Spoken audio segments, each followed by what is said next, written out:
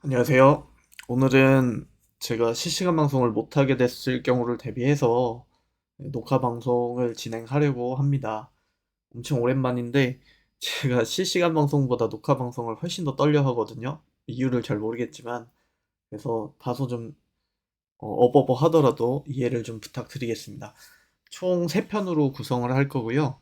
어, 기업을 이제 분석하는 뭐 요령 혹은 과정을 좀 보여드리려고 할 겁니다.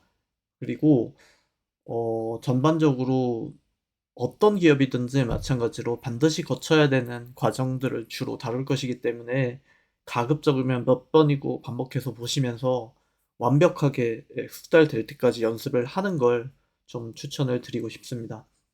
설명하기 앞서서 제가 어떤 뭐 기업이 될 수도 있고 또는 전반적인 시장이 될 수도 있고요. 무언가를 분석을 하려고 할 때 이제 기본 로직이 있어요. 그게 예전부터 보신 분들은 아시겠지만 저는 총 4개 파트로 분류를 해서 보는데요. 첫 번째는 전반적인 경제입니다. 그리고 두 번째는 산업이요. 그 다음에 세 번째는 기업이고요. 그리고 마지막으로는 차트입니다. 뭐 기술적 분석이라고도 하죠. 저는 총 4개의 단계를 거치면서 한 개 기업을 분석하더라도 무조건 한 번은 다 되짚어 본다고 보시면 되고요. 그리고 뭐 어떤 산업을 볼 때든 뭐 어떤 특정 뭐 경제 흐름을 살펴볼 때에도 보통은 이 전반적인 과정을 다 돌린다고 생각을 하시면 되겠습니다. 경제는 어, 이 경제라는 카테고리 안에 사실 주식 시장이 포함이 되는 개념이기 때문에 가장 큰 범위라고 할 수가 있겠죠. 모든 영역 가운데서. 그러니까 그 안에 뭐 외교, 통상, 안보, 정책, 그다음에 환시장, 뭐 금리 시장, 그리고 다양한 실물 경기 데이터들 뭐 그런 것들을 통해서 우리 국내 시장뿐 아니라 국가별 또는 대륙별로 전 세계적인 뭐 거시적인 미시적인 부분들에 대한 그런 종합적인 이제 분석을 하는 과정에서의 핵심이라고 보시면 될 것 같습니다. 그러니까 금융시장에 있어서 영향을 주는 전 세계의 모든 요인들을 이제 경제라는 하나의 관점으로 다각도로 이제 살펴보는 그런 행위라고 이해하시면 되겠어요. 너무 좀 포괄적인 개념이기 때문에 하나로 딱 얘기하기는 좀 어렵지만 그냥 정말 모든 것들을 다 살펴본다. 이렇게 정리하시면 되겠습니다. 그리고 산업 같은 경우는 저는 기본적으로 크게 경기에 민감하게 반응하고 있는 영역, 그리고 방어적으로 반응하고 있는 영역을 나누고요. 그리고 그 밖에 개별적인 움직임을 보이는 영역들을 따로 또 분류해서 총 3개로 나누어서 봅니다. 그리고 과거의 데이터를 바탕으로 해서 기본적인 분석을 하고 또 그 안에서 현재의 트렌드에 좀 부합해서 변화를 꾀하고 있는 뭐 그런 산업들을 전반적으로 살펴보는 편인 것 같아요.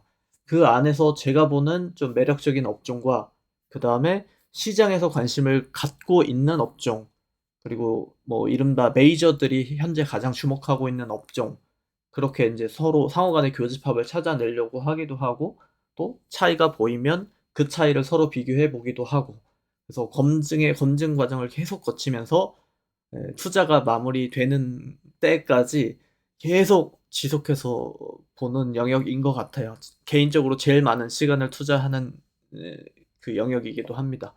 그리고 기업 같은 경우는 이제 그 산업 내에서 어떤 좀 매력적인 부분들이 관찰이 되면 그 산업에 이제 포함되어 있는 기업들을 주로 좀 살펴보는 편인데 그 안에서 뭐 현재 가격적이든 아니면 미래 성장성 측면에서든 또는 업황의 턴어라운드 측면에서든 어떤 기준을 통해서 이제 하나둘씩 좀 서거법을 적용시켜 가지고 이렇게 탈락을 시키고 그리고 그 안에서 최종적인 분류를 해서 선택을 하고 이제 완벽하게 레이더 안에 들어온 기업이 있다면 이제 집중 분석에 들어가는 그 정도의 과정을 거치는 편인 것 같아요. 그러니까 기업 분석 안에는 너무 또 여러 가지 또 봐야 되는 요소들이 있는데 기본적으로는 재무적인 분석하고요. 그리고 계량적인 분석 이걸 기본으로 두고 그다음 투자자별 뭐 매매 동의 항이라든지 아니면 선물 옵션, 개별 선물 같은 이제 파생 시장에 대한 움직임들, 그리고 해당 기업이 만들어내고 있는 이제 뉴스라든지, 그리고 공식적인 공시들, 그다음에 공매도 추이, 그다음에 외국인 투자 비중, 그다음 섹터별 비교, 그다음에 대주주의 지분 현황, 그리고 증권사의 컨센서스, 그리고 뭐 이른바 찌라시 같은 것들까지 총동원한다고 보시면 돼요. 그래서 최종적으로 적정 가치를 산출해내는 과정으로 진행이 되고요. 그다음 어느 정도 이제 상하단에 대한 레인지가 나왔으면 경제 또는 뭐 산업 동향을 감안해 가지고 적절한 진입 타점을 잡고, 그리고 인제 타점을 잡았다면 어떤 비중으로 얼마만큼의, 결국은 이제 투자 기간 설정이겠죠. 그런 최종적인 이제 계획을 설정을 하고, 예 그렇게 전반적으로 좀 전략을 짜는 편이라고 보시면 됩니다. 다소 좀 복잡해 보이는데 계속 반복하다 보면 이 많은 과정들이 생각보다 굉장히 짧은 시간 내에도 이루어질 수 있거든요. 예 어찌 됐든 간에 기업을 이제 초이스했다면 그런 과정을 거쳐서 예 이렇게 매매를 한다고 생각하시면 돼요. 그리고 차트를 제가 가장 마지막 단계에 분류하는 이유가 있는데요. 전반적인 경제 상황, 그리고 그 안에 포함된 산업들, 그리고 그 산업 안에 매력적인 기업을 찾았다면 이제 실질 매매를 들어가야 되는 거잖아요. 최종적인 선택이 마무리된 단계에서 이제 그 최적의 진입 타점을 가져가기 위해서 차트 분석을 하는 건데요. 가장 먼저 뭐 단기, 중기, 장기로 나누어서 저는 추세선을 좀 파악하려고 하는 편이에요. 뭐 이를테면 해당 기업이 이제까지 걸어왔던 그 역사를 좀 돌아보는 거죠. 그리고 그 안에서의 인제 주요 이평선들의 움직임, 그다음 뭐 중기 파동 같은 것들을 보면서 이제 단기 저점과 기준점, 그리고 단기 저항대, 중기 저항대까지 나누어서 좀 보고요. 그리고 거래량을 통해서 현재 시장의 관심도, 과거의 어느 특정 시점에서의 관심도 확인하고 최근의 이상 징후들을 관찰합니다. 그리고 최종적으로 진입 타점이 딱 포착이 되면 이제 마지막으로 보조 지표라고 할 수 있는 RSI도 있고, 뭐 슬로캐스틱도 있고, 볼린저 밴드도 있고요. 예 다양하게 좀 크로스해서 재확인 작업을 한 번 더 거쳐요. 그리고 개별 기업에도 적용을 하지만 요런 것들은 전반적인 우리 시장의 움직임을 파악하는 데 있어서도 요 똑같은 과정을 거친다고 보시면 돼요. 차트 분석은 대부분 다 중첩이 됩니다. 그리고 시장을 분석할 때는 위에 했었던 경제 파트의 데이터를 좀 기본값으로 보는 편이고요. 그렇게 이렇게 최종 크게 4 가지 단계를 거쳐 버리면 이제 그 안에서 나타날 수 있는 여러 가지 변수들을 엄청 줄일 수 있게 되는 거죠. 물론 그렇게 완벽하게 했다고 해서 승리가 보장되는 것은 아니지만, 예 아무것도 안 하는 것보다는 훨씬 더 높은 승률을 볼 수가 있겠죠. 그래서 그걸 시장에도 적용하지만 개별 기업을 분석하는 데 있어서도 예 계속 적용을 하고 있는 그런 상황이라고 보시면 됩니다. 이게 제가 저의 기본적인 분석 과정이라고 생각하시면 되겠네요. 자, 그 가운데서 이번 시간에는 경제도 산업도 아니고 차트도 아닌 기업 분석 과정을 같이 한번 진행을 해 보려고 합니다. 그러니까 세 번째 단계가 되겠죠. 전반적인 경제를 분석하고 그 안에 산업을 분석해서 어떤 특정 산업이 매력적이라고 느껴졌을 때, 그 산업 내에 있는 기업을 초이스했을 때까지의 과정을 생략할게요. 그리고 지금부터는 그 기업으로 이제 같이 공부를 할 겁니다. 저는 선생님이라서 늘 여러 가지를 고민하는데 그중에서 경제라는 분야 자체가 가지고 있는 좀 무게감이 있어서 최대한 좀 쉽게 하는 방법에 대해서 고민을 많이 하거든요. 근데 다트 같은 이제 전문적인 공시 데이터를 가지고 같이 공부를 하는 게 제일 좋지만, 그렇게 하면 인제 초입자분들의 입장에서는 저항감이 좀 많이 들 수가 있어요. 그래서 오늘 이번 시간에는 네이버를 통해서 같이 공부를 할 텐데, 네이버 공시 시스템이 생각보다 잘 되어 있어요. 그래서 무시할 게 못 됩니다. 저도 이번 계기를 통해서 네이버를 다시 한번 생각해 보게 됐는데 신뢰도에 대한 고민은 적어도 안 하셔도 괜찮을 것 같아요. 우리가 전자금융 시스템하고 감사 시스템이 전 세계에서 다른 어떤 선진 시장하고 비교를 했을 때 크게 뒤처져 있지도 않고 오히려 미국보다도 더 저는 체계적이라고 보거든요. 예, 투명하기도 하고요.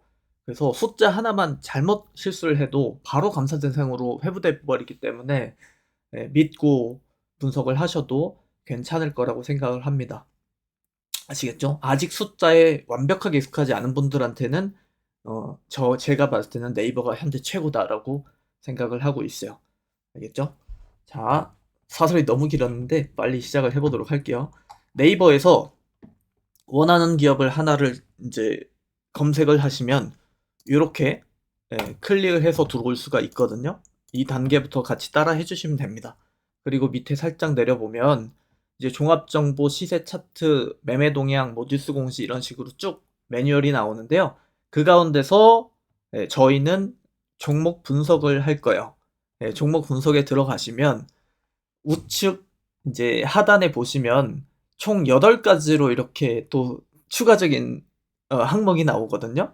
그래서 기업 현황부터 시작해서 개요, 재무 분석, 투자 지표, 컨센, 업종, 섹터, 지분 현황까지 굉장히 좀 세부적으로 볼 수가 있어요. 근데 이걸 이제 하나하나 같이 보긴 할 거지만 생각보다 매뉴얼이 좀 다양해서 시간이 좀 오래 걸려요. 그중에 오늘은 첫 번째에 해당하는 기업 현황에 대해서 같이 한번 들어가 보도록 하겠습니다. 여기까지만 따라오시면 이제 드디어 시작을 할 수 있는 거예요. 자, 첫 번째부터 하나씩 좀 살펴볼게요. 먼저 EPS가 나오네요. 그죠? TNL이라고 하는 기업의 EPS인데요. EPS는 사실 기업을 분석하는 데 있어서 전 가장 중요하다고 생각해요. 그러니까 EPS의 개념은 기업의 상장에 있는 그 한 주당 1년 동안 벌어들이고 있는 실질 순이익이거든요. 우리가 가장 익숙해져 있는 건 사실 요 주가잖아요. 그죠? 근데 저는 주가는 생물과도 같아서 언제든지 좀 변동성을 보일 수 있고, 그리고 그 변동성을 만들어낼 수 있는 요인들이 좀 너무 다양해서 저는 이걸 신뢰하지는 않아요. 무슨 이야기냐면 현재 주가의 어떤 뭐 고공행진 혹은 추세적인 하락에 대해서 생각보다 너무 많은 의미 부여를 하지는 않는다라는 겁니다.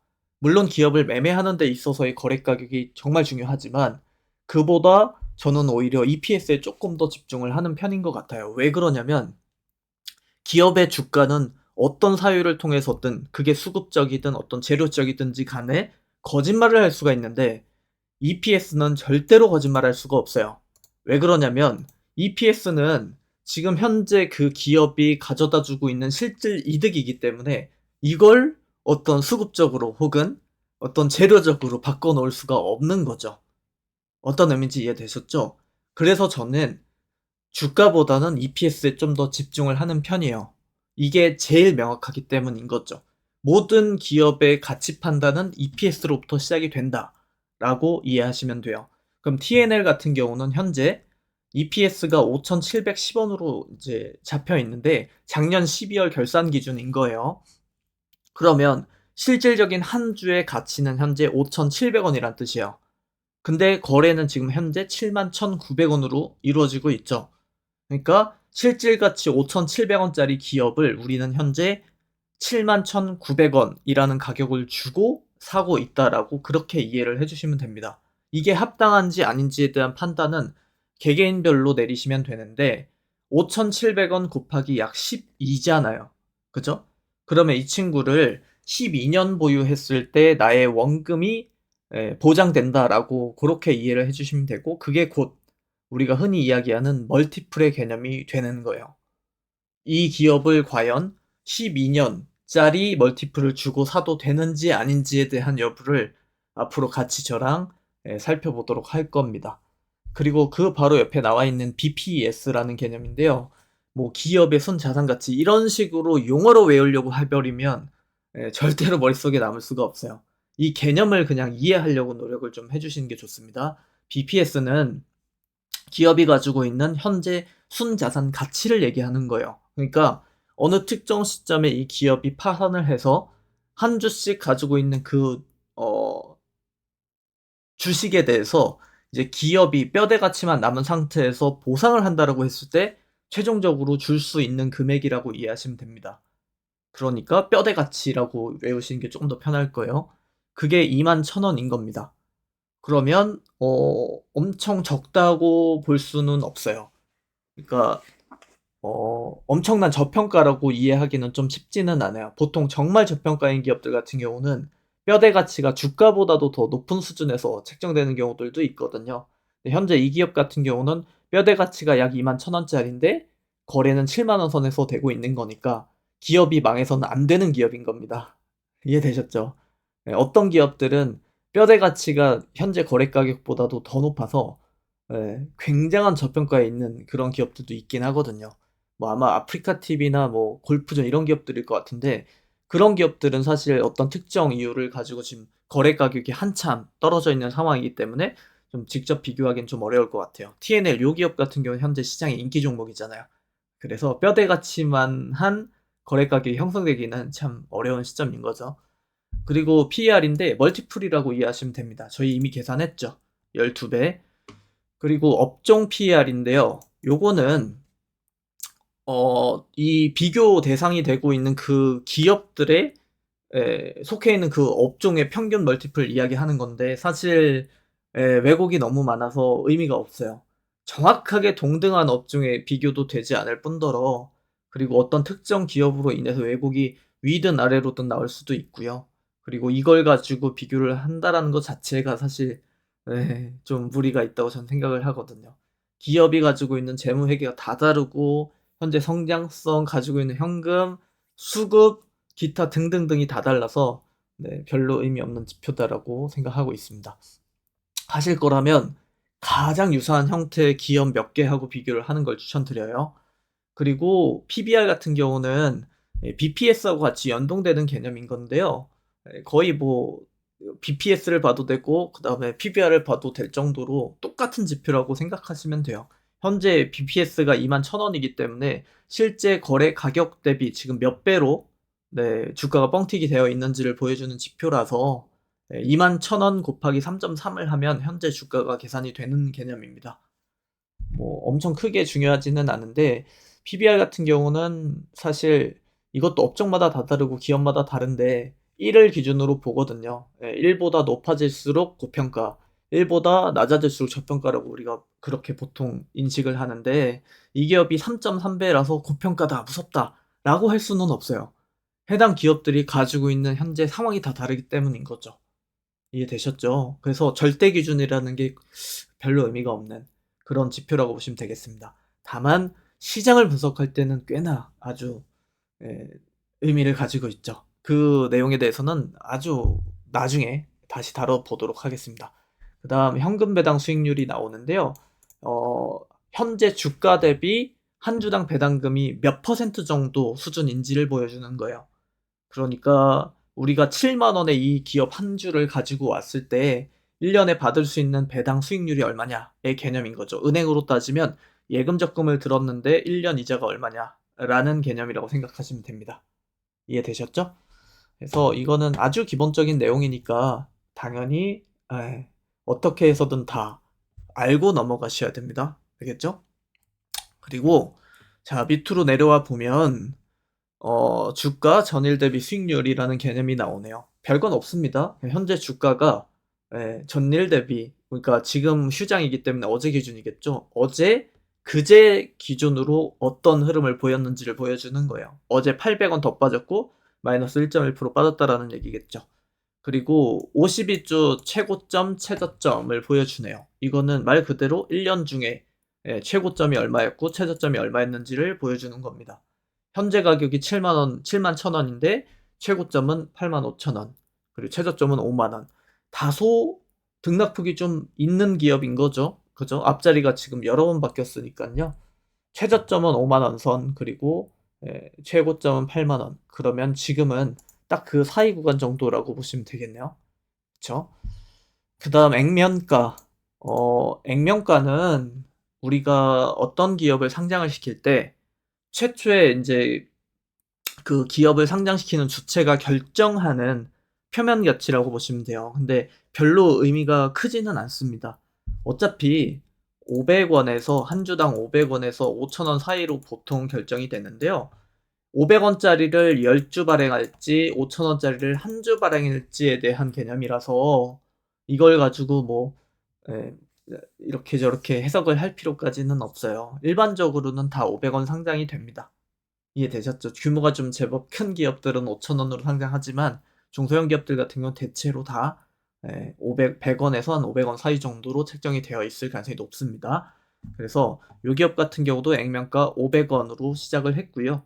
그리고 이제 여기 보시면 거래량과 거래 대금이 바로 이어지는데 거래량 같은 경우는 하루 평균 거래량을 이야기하는 건데 우리가 보통은 10만 주를 기준으로 보기는 해요.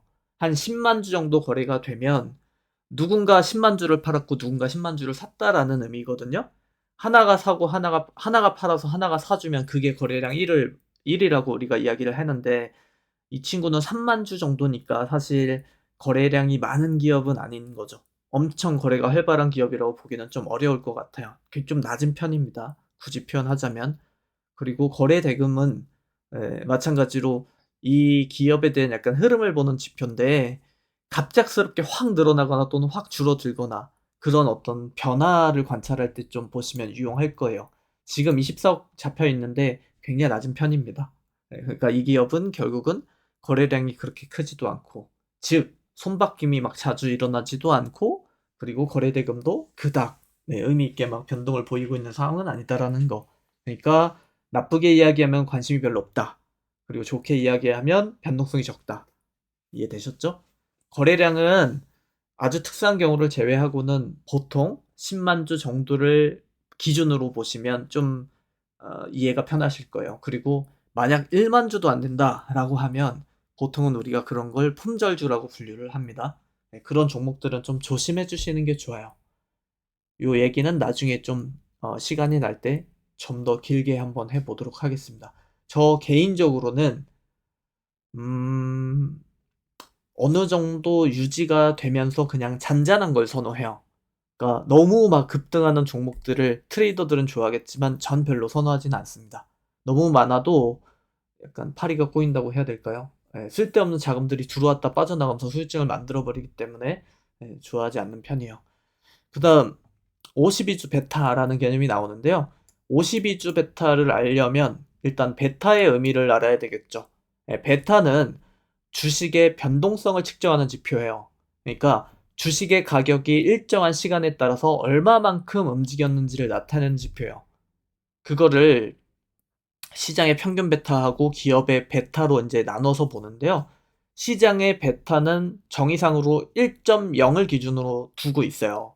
그러니까 특정 주식이 시장의 그런 움직임에 따라서 얼마만큼 움직임을 보였는지를 보여주는 게 베타 값이라고 생각을 하시면 되는데, 자, 시장보다 변동성이 그럼 큰 주식은 몇이겠습니까? 기준 1.0이라 그랬으니까 개별 기업의 그 베타 값이 1.0 이상이라면 시장보다도 변동성이 더 컸다라는 거죠. 그렇지 않으면 1.0 미칠 거고요. 그죠? 이 기업 같은 경우는 지금 0.4로 약 0.41로 잡혀 있는데 낮은 수준인 거죠. 근데 위에 거래량 보시면 아시겠지만 베타 값이 높기가 좀 어려운 기업이잖아요. 그래서 강물처럼 좀 잔잔한 그런 기업이라고 보실 수가 있겠습니다. 통상 베타는 5년치를 평균으로 보는 게 일반적이에요. 근데 여기서는 지금 네이버에서는 52주 베타를 기준으로 두는데 52주면 1년이잖아요. 그래서 최근 1년간의 평균 데이터다라고 생각하시면 돼요. 원래는 그 베타 계수라고 부르거든요. 여기선 조금 용어를 다르게 해놓긴 했네요. 그래서 베타 계수가 뭐 0.4라고 그러면 시장의 변동성에 그닥 반응하지 않는 좀 아웃사이더 같은 느낌의 기업이라고 우리가 인지를 하시면 되겠어요. 여기에 반대되는 개념이 민감주들인데 이를테면 뭐 자동차, 화학, 반도체 이런 기업들이 되겠죠. 그런 친구들은 베타 값이 좀 높은 편일 거예요. 시장 변동성에 맞춰가지고 변화가 좀 많거든요. 이해되셨죠? 그리고 제가 속도가 빠르진 않겠죠? 최대한 좀 천천히 하려고 하고 있습니다. 그 다음 발행 주식수 유동 비율을 좀 볼게요. 발행 주식수 약간은 어려운 개념일 거예요. 예 말은 쉽지만 이걸 진짜로 이해하고 계신 분들이 전 많진 않을 거라고 생각을 하는데, 자 일반적으로 발행 주식 수가 많다라는 건 그만큼 기업의 자본금이 크고, 그리고 더 많은 자금들을 조달할 수 있는 기본적인 좀 재무적 능력을 가지고 있다라고 보실 거거든요. 근데 전 쪼끔 달리 봐요. 네. 만약 그렇다고 하면 기존 주주들의 지분이 희석돼 있다라는 뜻이 되기도 하거든요, 발행 주식 수가 너무 많으면. 그러니까 예를 들어서 지속적인 주식 수 증자를 한다라고 가정을 해 볼게요. 그러면 기존 주주, 그러니까 보유 주식, 기존 주주들이 보유하고 있는 주식의 전반적인 그 비율이 줄어드는 거잖아요. 조삼모사격이라고 보시면 되는데, 어차피 총량은 정해져 있어요. 네. 케이크라고 우리가 좀 비유를 해 볼게요. 1kg이라는 총량이 정해져 있는 케이크 있다고 쳤을 때, 주식을 늘린다라는 거는요, 1kg 플러스 알파가 되는 개념이 아니고요, 기존 1kg를 더 잘게 쪼개는 행위예요. 애초부터 기업의 가치의 무게는 정해져서 태어납니다. 이걸 절대 헷갈리시면 안 돼요. 거래 가격, 그러니까 위에 우리가 봤었던 그 주가가 계속 변동을 보이는 것이지 기업의 몸집이 달라지는 것은 아니거든요. 자, 우리가 일반적으로 아파트를 거래할 때 아파트는 그 자리에 그 형태로 그대로 남아있지만 가격만 변동하잖아요. 이해되셨죠? 근데 만약 그 아파트를 우리가 케이크처럼 잘게 쪼개서 여러 명이 동시에 보유한다라고 생각을 해보세요. 보유자가 늘어나면 좋나요? 같이 보유하고 있었던 사람이 한 명이라도 이탈해줘야 좋나요? 네, 그런 개념으로 이해를 해주시면 돼요. 발행 주식 수가 늘어난다라고, 많은 발행 주식 수를 가지고 있다라고 해서 과연 기존 주주들한테 유리한 개념일까요? 그것만 생각해 보시면 바로 좀 이해가 되시겠죠? 그리고 여기에 한 가지만 딱 추가를 할게요. 우리가 절대 헷갈리면 안 되는 개념이 있는데, 여긴 지금 안 나와 있는데, 자, 발행 주식수가 있고요. 그리고 유통 주식수라는 개념이 있어요. 유통 주식수. 발행 주식수는 말 그대로, 네, 그 해당 기업이 처음 상장을 했을 때 지금에 이르기까지 총 발행된 주식 수를 얘기하는 거고, 그리고 유통 주식수는 말 그대로 유통이 돼서 투자자들이 자유롭게 거래를 할 수 있는 주식의 수예요. 발행 주식 수가 많다고 해서 그게 다 유통되는 것은 아니에요. 최대 주주들이 그냥 보유한 채로 시장에 풀지 않아 버리면 현재 시장에 유통되어 있는 주식 수는 그 발행 주식 수만큼 나와 있진 않겠죠. 이해되셨죠? 이를테면 과거에 그 LG 에너지 솔루션 상장 당시에 유통 물량이 기업의 그 미확약 물량 포함해 가지고 9%, 8% 정도 됐을 거예요, 제 기억에. 그러니까 전체가 100이라고 했을 때, 발행이 100이 나왔다고 했을 때 8주, 9주만 시장에 풀린 거예요. 그럼 어떻겠어요, 여러분? 해당 기업의 움직임이 상당히 둔화될 수 있겠죠. 그죠? 유통 주식수가 적으니까. 유통 주식수가 많다고 하면 유동성도 많이 유입이 될 테고, 사람들이 더 쉽게 살 수 있고 더 쉽게 팔 수도 있겠죠. 근데 유통 주식수가 그렇게 제한돼 버리면, 네, 매매를 하는 데 있어서의 어려움을 겪을 수가 있는 겁니다. 그러니까 발행 주식수와 유통 주식수는 완전히 다른 개념이에요. 요 차이를 이해하시면 좋을 것 같은데, 제가 이 차이를 조금 더 쉽게 이해할 수 있도록 추가적인 개념 설명 한 개만 딱 더 해볼게요. 자, 여기는 안 나와 있는데 유상증자라는 이야기를 좀 많이 들어보셨을 거예요. 그죠? 어디선가 많이 들어보셨을 텐데, 기업이 주식시장에 상장하는 가장 큰 이유는 보다 원활하게 자금을 조달하기 위해서요. 자금이 더 있어야 회사의 파일을 더 키울 수 있고, 연구개발도 할 수 있고, 인력도 충원할 수 있고, 또 공장도 지을 수 있고, 제품도 더 많이 찍을 수 있죠. 빚이 많으면 또 갚아낼 수도 있어요.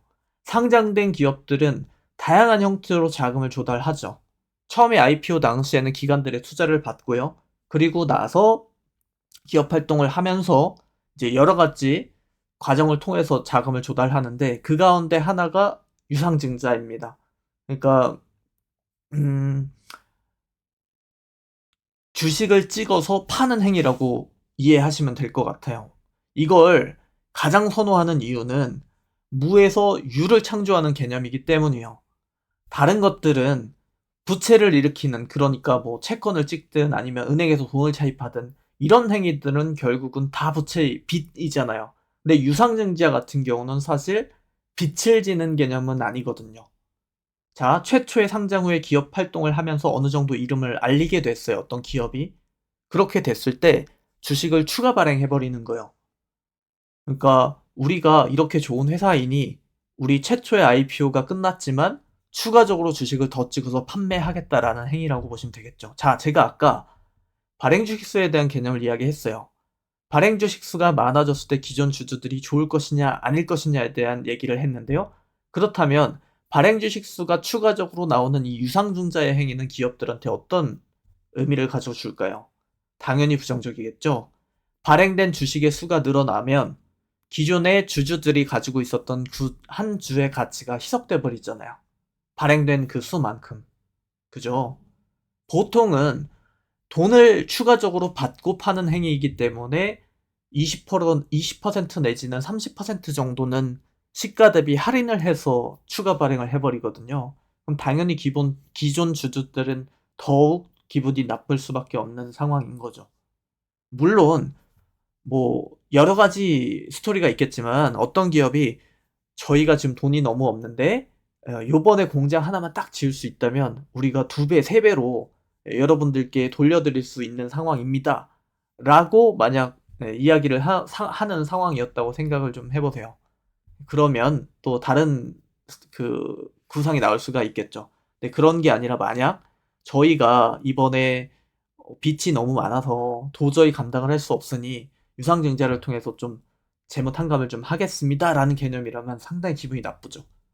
영업활동을 못한 자기들 탓을 결국은 주주들한테 돌리는 행위인 거잖아요.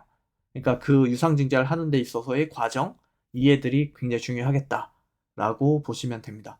유상증자를 하는 데 있어서 그러니까 돈을 받고 주식을 늘리는 증자 행위를 하는 데 있어서의 방식은 크게 3가지가 있어요. 먼저 제3자 배정 방식인데요. 전혀 관계가 없는 새로운 투자 집단한테 이제 딜을 해서 대규모로 한 번에 증자를 해버리는 거예요. 예를 들면 우리가 지금 딱 10억이 필요한데 그 10억만큼의 증자를 하고 그 친구들하고 같이 딜을 하는 거죠. 자, 우리가 지금 현재 주가가 71,000원인데 약 30% 할인된 가격으로 65,000원에 10억 원만 투자를 해다오. 이런 식의 딜이 만약 성사가 된다면 그건 3자 배정으로 진행이 돼요. 그건 시장의 변동성을 크게 만들지는 않습니다. 기존 주주들의 입장에서도 그래도 최대한 이해해줄 수 있는 행위라고 봐요. 그래, 그래도 너희가 이렇게나 노력을 하는데 한번 잘 해다오. 그 대신 우리를 실망시키진 말아다오. 이런 이제 개념으로 이해가 될 수 있겠죠. 근데 그게 아니라 만약 일반 공모 방식의 유상증자가 나온다고 가정을 하면 일반 공모 같은 경우는 그냥 불특정 다수한테 뿌려버리는 거예요. 우리가 지금 10억이 필요한데 에라 모르겠다. 누가 됐든 상관없으니 30% 할인된 가격으로 그냥 발행해버리겠습니다. 라는 행위를 한다고 가정해볼게요. 왜 그렇게 할까요? 일단 3자 배정으로 딜이 못 들어오는 거예요. 어떤 이유에서든 기업이 엉망이든 재무적으로 불안정하든 어떤 재료가 좀 악재가 등장을 했다든지 그런 여러 가지 상황들이 있겠죠. 그런 상황에서 3자 배정을 진행을 못하는 상황이기 때문에 그냥 일반 공모로 던져버리는 거예요. 그럼 기존 주주들의 입장에서는 가장 최악의 시나리오라고 볼 수가 있겠죠. 그리고 또 한 가지 방식은 기존 주주들한테 선택권을 주는 주주 방식이 있어요. 그렇게 된다고 하면 일반 공모 방식보다는 그래도 훨씬 더 나은 상황이라고 보실 수가 있겠죠. 주주 배정으로 일단 먼저 기존 주주들한테 선택권을 주는 행위이기 때문에 그런 상황이라고 한다면 3자 배정보단 못하지만 일반 공모 방식보다는 훨씬 더 안정성이 있다고 우리는 판단합니다. 근데 만약 주주 배정으로 들어왔는데 주주들이 그 유상증자에 응하지 않아 버려서 원래 계획했었던 10억 원을 달성을 못하게 됐을 때는 보통은 그 남은 물량에 대해서 일반 공모 방식으로 전환을 해버립니다. 그러니까 3자 배정 방식을 제외하고는 사실 엄청 기분 좋은 상황이라고 보기는 조금 어려워요. 해당 기업이 정말 잘 나가고 있어요. 이를테면 요즘의 조선주들처럼 상황이 너무 좋습니다. 쪼끔만 건조 능력을 확장시키면 그걸 바로 수익으로 연결할 수 있는 상황이에요. 이런 상황에서 나오는 유상증자는 사실 어떤 방식이든 크게 뭐 관계없죠. 누구나 박수 쳐줄 만한 상황인 거죠. 만약 이런 상황이 아닌 혹은 이 반대되는 상황에서의 유상증자라면 어떤 방식이 됐든지 간에 긍정적으로 보긴 좀 어렵죠. 이해되셨죠? 왜 그럽니까? 발행 주식수가 늘어나니까. 또 왜 그렇죠? 20% 30% 할인된 물량으로 나와버리니까. 그리고 해당 기업의 현금 유동성이 부족함을 대대적으로 알리는 행위가 돼버리니까. 이런 식으로 이해를 해주시면 되겠습니다. 그러니까 해당 기업이 처해 있는 상황을 이해하는 게 첫 번째. 그리고 내가 그 안에서 어떤 식으로 대응을 할지, 참여할지 혹은 그냥 이탈해버릴지에 대한 판단도 그 상황을 보면서 판단하시면 될 것 같습니다. 이해되셨죠? 어, 일반 공모 방식으로 만약 유상증자가 된다라고 하면 아파트의 개념으로 봤을 때는 미분양이라고 생각하시면 돼요. 아파트가 다 완판이 안 돼 버린 겁니다. 그러니까 주식 수는 늘어났는데 완전 전혀 모르는 그런 투자자들이 막 무분별하게 들어오는 건데 그것도 엄청 싸게 들어오는 거죠. 난 이미 분양을 받으면서 제 값을 다 주고 아파트를 사놨는데 바로 옆 동에 우리보다 20-30% 싸게 새로운 그런 입주자들이 들어온다라는 그런 개념으로 이해하시면 되겠습니다. 알겠죠? 요 개념을 알면 이제 그 발행 주식 수에 대한 개념을 같이 좀 더 편하게 이해하실 수가 있어요. 그리고 한 가지 개념만 더 추가하겠습니다. 여기에 자 CB 들어보셨죠? CB 전환사채라는 그 용어로 좀 더 익숙해져 있을 텐데요. 자 유상증자하고 거의 비슷합니다. 유상증자는 발행 주식 수를 늘려서 그러니까 주식을 팔아서 자금을 이렇게 수혈하는 방식이라고 한다면 이건 주식은 주지 않고 그냥 돈만 빌리는 행위예요. 근데 사채이기 때문에 이거는 채권을 찍는 거죠. 채권을 팔아먹는 거죠. 그러니까 한마디로 상장사를 담보로 놓고 돈을 빌리는 행위라고 보시면 됩니다. 그러면 왜 주식을 그냥 유에서 물을 창조해서 주식을 찍어 가지고 돈을 빌리는 행위가 훨씬 더 유리하지 않나?라고 생각을 하시겠지만 만약 흥행에 자신이 없는 상황이라고 한번 생각을 해 보죠. 그랬을 경우에는 유상증자보다는 전환사채를 찍는 방식을 더 많이 사용을 한다고 보시면 됩니다. 언젠가 원하는 지점에서 주식으로 전환할 수 있는 권리를 부여해요, 일반적으로. 그러니까 채권을 주고 이 채권을 나중에 그냥 현금으로 돌려줄 수도 있고 그 사람이 원한다면 나중에 그 금액만큼 정해진 가격으로 주식으로 돌려주는 방식이라고 생각하시면 돼요. 보통은 상장 후에 한 6개월에서 1년 사이에 그렇게 전환 시점을 두죠.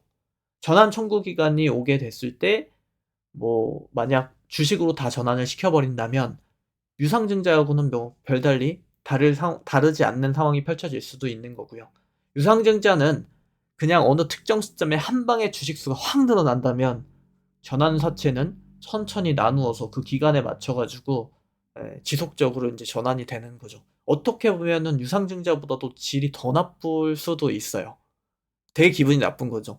조금 주가가 회복될 만하면 갑자기 전환 청구 기간 다가와서 주식시장에 갑자기 막 주식이 늘어나 버리고 또 숨 쉴만 했는데 또 전환 청구 기간 들어오고 이런 사례들도 있긴 하거든요. 예전에 저기 에이스테크 같은 기업들, 솔리드 같은 기업들 이런 친구들 진짜 심심하면 계속 시비 발행해 가지고 자기들은 돈을 불리지만 주주들은 계속 힘든 그런 상황을 만든 적이 있죠. 기본적으로 시비가 많다라고 하면 저는 좋은 기업이라고 보진 않습니다. 그리고 그다음은 한 가지만 더요. 마지막으로 BW라는 개념만 딱 볼게요. BW는 말은 조금 어려운데 신주 인수권 부사채라고 보시면 됩니다. 신주를 인수할 수 있는 권리가 들어가 있는 사채. 전환사채는 채권을 주식하고 이렇게 물물 교환하는 개념이라면 신주 인수권 부사채 같은 경우는 새로운 주식을 인수할 수 있는 권리가 들어가 있는 개념이요. 당연히 시장가 대비해서 한 20-30% 정도 할인된 금액으로 발행이 되고요. 청구 기간이 찾아왔을 때 여러 번에 나눠서 신주 인수권을 행사하게 될 경우에는 주식에 이제 그 새로운 권리를 이제 부여하게 되는 그런 방식이라고 보시면 됩니다. 결국은 유증이나 전환사채나 신주인수권부사채나 모두 주식의 발행량과 관련된 사안들이라고 생각을 해보시면 돼요.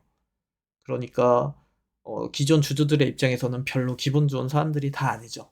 주식수가 어찌됐든 간에 늘어난다라는 의미니까요. 이해되셨죠? 자, 그 다음 유동비율 이어서 가볼게요. 유동비율은 기업이 발행했던 주식 가운데서 현재 시장에서 거래되는 주식 수의 비율을 이야기하는 거예요. 일반적으로 100%가 넘으면 좀 활발하다라고 이야기를 합니다. 이 친구 같은 경우는 유동비율이 50%밖에 안 돼서 아까 거래량 거래대금에서 보셨듯 거래가 엄청 활발한 그런 기업은 아니에요. 거래가 활발하지 않다라고 해서 무조건적으로 부정적이다 라고만 볼 수는 없어요. 네, 거래가 활발하지 않아도 충분히 매력적인 기업들도 많거든요. 근데 평균적으로 봤을 때 그래도 어느 정도의 거래가 이루어져 주는 게 보편적인 시각에서 좋다고 이야기를 합니다. 저처럼 좀 굉장히 특이한 사람이 아니다라고 하면 일반적으로 100% 정도 유동비율을 가지고 있는 주식들을 좋아하죠. 이해되셨죠? 제가 약간 좀 음흉해가지고 제가 분석한 기업을 사람들이 몰랐으면 좋겠는 좀 그런 부류거든요, 저는. 그냥 제가 팔 때까지 몰랐으면 좋겠고 좀 약간 그런 사람이에요. 몇 년간 죽어 있어도 되니까 제가 돈을 벌어서 그 주식을 계속 모을 때까지 만족할 때까지 사람들이 몰랐으면 좋겠다. 약간 이런 부류라서 저는 요런 데이터를 별로 신경 안 쓰는 거지 일반적이진 않다라는 거 말씀드립니다. 그다음 외국인 지분율이 나와 있는데요. 해외 투자자들의 관심 척도라고 보시면 돼요. 글로벌 시장에서의 뭐 경쟁력으로 보실 수도 있겠고요. 보통은 외국인의 계정 그 자본 규모가 일반적으로 크기 때문에 좀 그리고 또 투자 심리에 좀 민감한 편이기 때문에 좀 높을수록 좋다고 이제 평가를 받긴 합니다. 막 삼성전자 이런 기업들은 아마 한 50%쯤 나올 거예요. 근데 중소형 기업들 좀 진짜 시장에 많이 알려져 있지 않은 기업들 같은 경우는 막 5% 미만도 나오거든요. 이 친구는 17.5%니까 뭐 괜찮다라고 보시면 돼요. 좀 그래도 어느 정도 성장성을 가지고 있는 중소형 기업들이 15에서 한 20% 정도 그렇게 받거든요. 그래서 그 평균치는 딱 맞추고 있다. 보시면 되겠습니다. 그리고 수익률 데이터인데 이게 뭐 사실 저는 의미가 있는지는 잘 모르겠지만 뭐 1개월, 3개월, 그리고 6개월, 1년 기준으로 그러니까 수익률이 어떻게 이제 진행이 됐는지를 보여주는 지표라고 보시면 됩니다. 투자 기간 대비 수익률이 지금 어떻게 나오고 있는지를 보여주는 건데요. 1년은 플러스 19%였는데 최근 한 달은 마이너스 6%네요. 그럼 차트로 그려보면 1년간 뭐 어떤 식으로든 상승을 했는데 최근에 좀 이런 하락하는 차트가 나왔겠네요. 그죠? 확인해 볼까요? 보시면은 제가 그린 대로 아마 비슷하게 떨어졌을 겁니다. 그렇죠? 쭉 좋았다가 최근에 조금 빠진 그런 양상이라고 보시면 되겠네요. 그래서 뭐 큰 의미를 가지고 있지는 않고요. 어차피 우리가 차트를 안 보지 않기 때문에 그냥 대강 요런 흐름이었다라는 것만 좀 보시면 되겠습니다. 가시성이 좀 높은 지표네요, 그냥. 그죠? 자, 그다음 밑으로 보시면 신용 평가사들이 나오죠. 주요 평가사들이 이렇게 나와 있고요. 본드하고 CP하고 이렇게 나눠서 그 데이터들이 나오는데 보통 제가 알기로는 네이버상으로 본드 CP에 대한 신용평가 그 책정이 잘 안 될 거예요, 아마. 본드는 그냥 그 채권이라고 보시면 되고 CP는 어음인데요.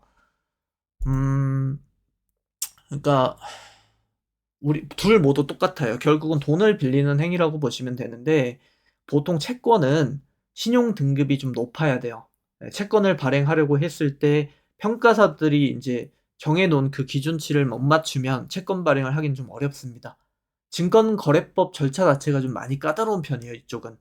그리고 어음은 그냥 원하는 대로 마음껏 발행을 할 수가 있어요. 그러니까 좀 더 신용이 좋지 못한 기업들이 발행하는 그런 방식이라고 보시면 되겠죠. 채권은 보통 발행할 때 기준 그 최소 단위가 년 단위거든요.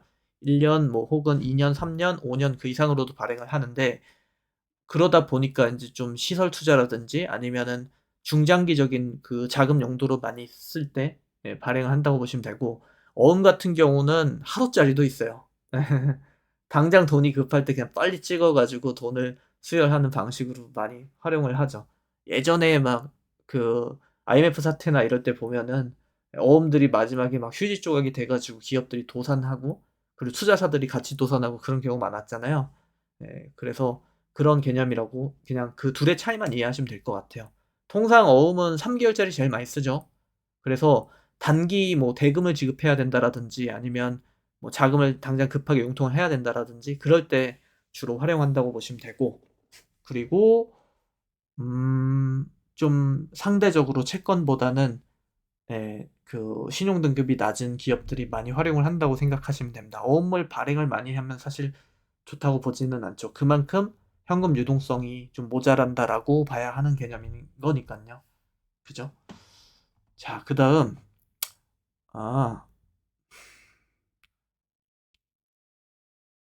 아 주가 대비 인제 상대 수익률 그러니까 시장의 전반적인 상승 움직임에 비춰 봤을 때 개별 기업의 상승률은 얼만큼 나왔는지를 인제 비교하는 데이터라고 생각을 하시면 될 것 같아요. 그리고 업종 비교도 있습니다.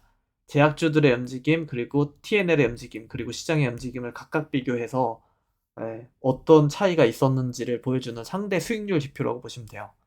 그러니까 음 시장 민감도가 어느 수준인지도 같이 볼 수 있을 것 같고 근데 저는 개인적으로 뭐 시장의 수익률하고 개별 기업의 수익률을 비교하는 행위가 얼만큼 큰 의미를 갖고 있는지는 잘 모르겠어요. 당연히 시장보다 월등히 뛰어난 수익을 보였다고 하면 박수를 쳐줄 일이지만 제가 좀 음흉해서 그런지 잘 모르겠지만 저는 시장 흐름을 그대로 이렇게 추종하는 기업들을 막 엄청 좋아하진 않아요. 조용히 좀 시장이 상승하든 말든 좀 잘 에너지를 모으다가 예 그러다가 그냥 쥐도 새도 모르게 천천히 몰래 상승하는 걸 좀 즐기긴 하거든요. 네.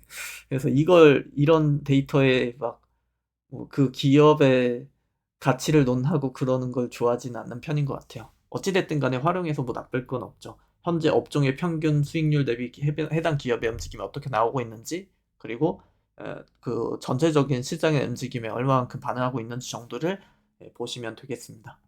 알겠죠? 그리고 마지막으로 보면 주주들 주요 주주들 목록이 나오는 건데 한번 볼게요.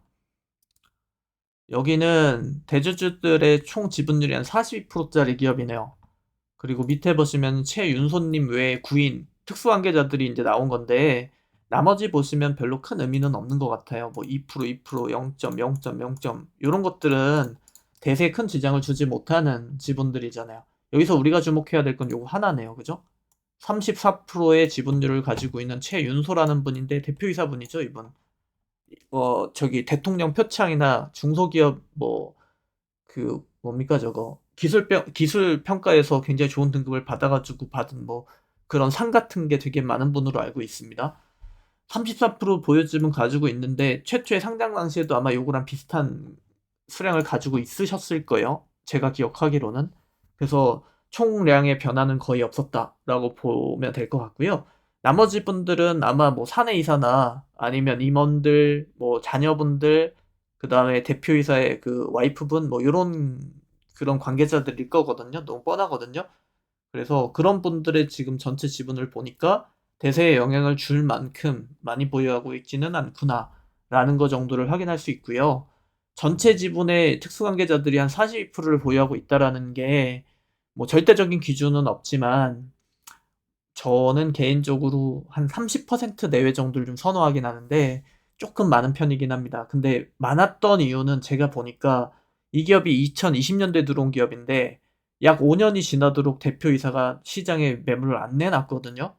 예 보통은 자기가 판단했을 때 '우리의 사업 기술력보다는 주가가 좀 높이 평가되고 있다.'라고 판단이 들면 그냥 시장에 뿌려 버리는 경우도 많거든요. 근데 그러지 않았다라는 것을 봤을 때 여기 대표이사분께서 자신이 지금 운영하고 있는 사업체에 대한 좀 신뢰도가 예 높은 편인 것 같아요. 그 이유로 아마도 요런 지분율이 '보유 지분율이 나오지 않았나.'라고 좀 추정이 되고요. 나머지 분들에 대한 지분율이 2% 내외이기 때문에 거슬리는 부분은 별로 없습니다, 제 기준에서 봤을 때. 그래서 보통은 저는 30% 내외를 선호하긴 하지만 뭐 요 정도 수준이라면 뭐 나쁘지는 않다. 이렇게 정리를 좀 할 수 있을 것 같아요. 그리고 딱 한 가지만 보면 됩니다. 그러니까 쉽게 설명을 하면 생명보험이나 아니면은 뭐 연금공단이나 뭔가 좀 중장기 그 자금운용 성격을 가지고 있는 집단들이 많이 들어와 있다라고 하면 좀 좋게 봐요, 저는. 예, 그 집단들이 한 뭐 10에서 20% 내외 정도 지분을 보유하고 있다면 딱 좋게 보는데 대부분 중소형 기업들의 그런 집단들이 들어오진 않습니다.